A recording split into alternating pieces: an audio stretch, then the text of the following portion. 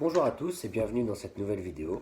Aujourd'hui on va voir la suite de la leçon de géographie sur se loger, travailler, se cultiver et avoir des loisirs. La dernière fois on avait vu comment se loger en ville, donc dans les zones urbaines.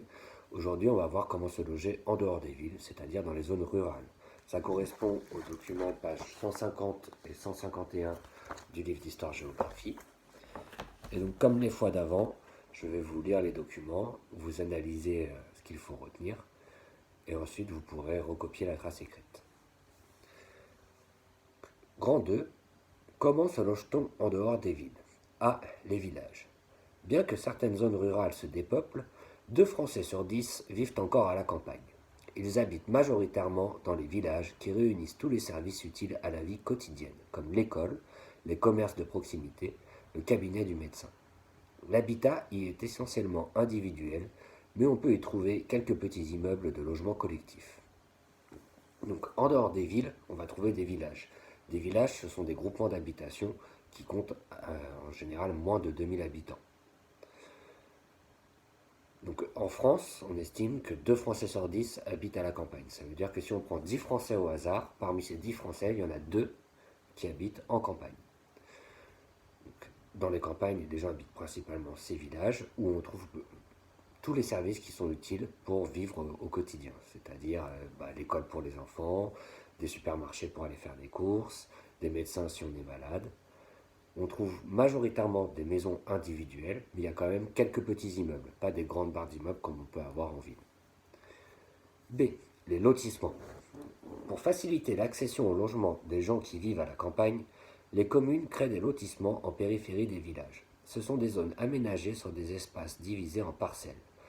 De nouvelles routes sont créées pour y circuler, les réseaux d'électricité et d'eau potable sont mis en place, ainsi que la collecte des eaux usées. On y construit essentiellement des logements individuels.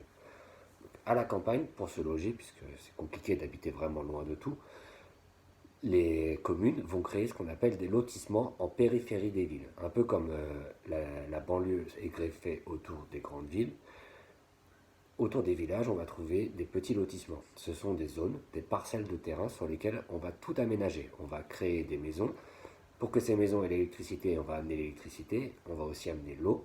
Et une fois qu'on a amené l'eau, il faut bien qu'on récupère les eaux qui sont usées, les eaux qu'on a déjà utilisées, pour les retraiter. Donc on va créer tous ces réseaux pour loger des nouvelles personnes. Dans les lotissements, c'est principalement des maisons.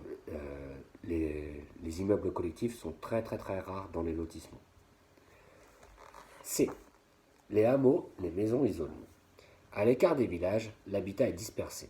La population occupe des maisons isolées, parfois associées à un lieu de travail. C'est le cas des fermes où les agriculteurs vivent à proximité de bâtiments agricoles.